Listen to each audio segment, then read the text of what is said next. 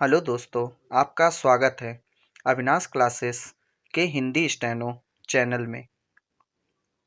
अब dictation start होगा। Start. उपाध्यक्ष महोदय, हमारे देश के अधिकांश लोग खेती पर निर्भर करते हैं और इसलिए खेती पर आधारित उद्योगों की इस देश में अधिक आवश्यकता है। देश से बेरोजगारी को खत्म करने के लिए, कृषि उत्पादन को बढ़ाने के लिए कृषि पर आधारित उद्योगों की स्थापना का इस देश में बड़ा भारी महत्व है और उसे इस बजट में अधिक से अधिक प्रोत्साहन दिया जाना चाहिए। मैं वित्त मंत्री जी से निवेदन करना चाहता हूं कि खेती के उद्योग आदि के लिए हमारे बजट में अधिक गुंजाइश की ज़रूरत होनी चाहिए।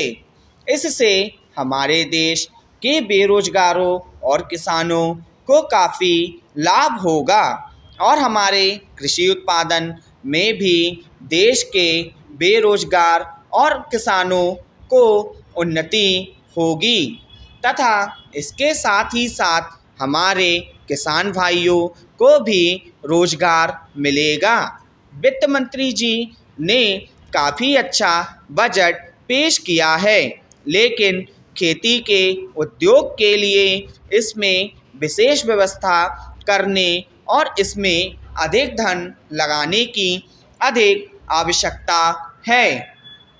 इस योजना में हमारी प्रधानमंत्री द्वारा जो 20 सूत्रीय कार्यक्रम इस देश में चालू किया गया है, उससे हमारे गरीब और पिछड़े वर्ग के लोगों का काफ़ी हित हो सकता है। मैं निवेदन करता हूँ कि कमज़ोर वर्ग के लिए लोगों की पशुओं को खरीदने तथा आवास और दूसरे आवश्यकताओं के लिए धन की व्यवस्था की जाए। आज यह कार्यक्रम हमारे देश में बड़े जोरों से और बड़ी जिम्मेदारी से लागू किया जा रहा है। इसमें संदेह नहीं है कि इससे हमारे देश के गरीब लोगों को काफ़ी लाभ पहुंचेगा।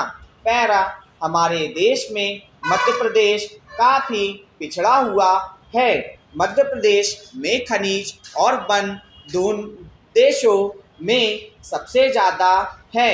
हमारे मध्य प्रदेश में 20% खनिज उत्पादन है और 30% वन है। मैं वित्त मंत्री जी से निवेदन करना चाहता हूं कि हमारे प्रदेश में इस तरह के उद्योगों और कार्यों के लिए अधिक से अधिक धन की व्यवस्था की जाए।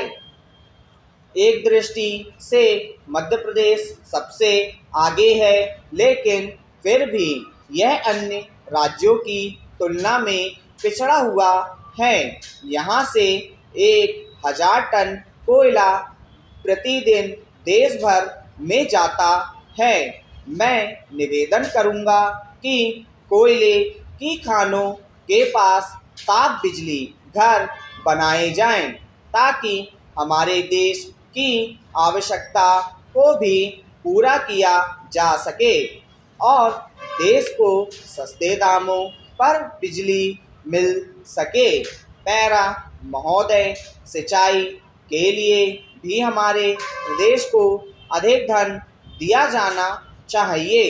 इस तरफ भी ध्यान दिया जाना चाहिए कि सिंचाई का खर्च पिछले 1 साल में दुगना हो गया है।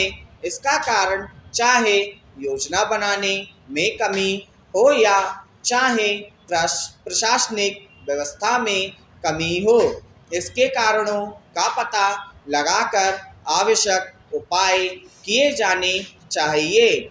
मैं निवेदन करना चाहता हूं कि वित्त मंत्री राज्यों के मंत्रियों से विचार विमर्श करके इस व्यवस्था में सुधार लाने की कोशिश करें। हमारे देश में विकास कार्यों को आगे बढ़ाने के लिए शांति और व्यवस्था की भी बहुत आवश्यकता है। इससे देश की आत्मनिर्भरता बढ़ेगी। स्टॉप।